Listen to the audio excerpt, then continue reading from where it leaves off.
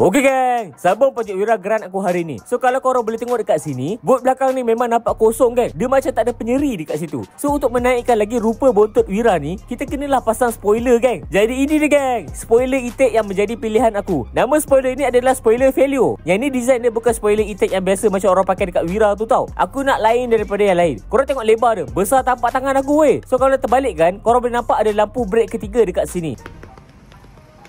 So mari aku tunjuk cara nak pasang spoiler ni. Jom kita pasang dekat Wira Geran aku ni. Okey geng, pertama sekali korang akan dapat benda ni geng. 3 benda ni adalah guide tebuk lubang untuk pasang spoiler geng. So korang boleh nampak tak ada 3 lubang dekat situ. Korang ambil benda Allah ni kan, dia punya tengah ni masukkan je dekat dalam lubang tu. Lepas masukkan tu, korang terbalikkan je spoiler tadi. Dan pastikan benda tadi tu dia terkeluar macam ni tau. Lepas tu korang fitting lah bumper tu, bagi betul-betul elok, betul-betul center geng. Lepas siap tu, korang ambil duct tape dan korang lekat je dekat guide tadi tu. Tekan elok-elok, bagi betul-betul fit supaya dia tak gerak. Dan lepas tu geng, yang lagi 2 guide tu pun korang lekatkan juga. Settle tu, korang ambil sudip dan korang kepak spoiler tu sampai dia terkeluar. Mantap. Alright, korang ambil tape lagi dan tape bahagian bawah pula macam ni. Tujuan ni supaya guide tu tak bergerak tau. Yeza, kita kena ambil langkah berjaga-jaga. Lepas settle tu, pasang balik spoiler semula dan tengok dia boleh masuk ke tak kan. Okey ngam, dia fit, masuk elok je. Okey, cabut spoiler balik. Lepas tu dekat tengah benda Allah ni kan, dia lubang tau. Korang ambil puncher ni, tandakan lubang dekat situ. Guna paku pun boleh, tak ada masalah geng. Settle tu, tanggalkan benda Allah ni dan korang boleh nampak dekat sini ada kesan tebuk dekat situ. Okey, tiba masa untuk tebuk lubang geng. Korang ambil lah mata drill yang paling kecil dulu dan korang tebuk je lubang dekat situ geng.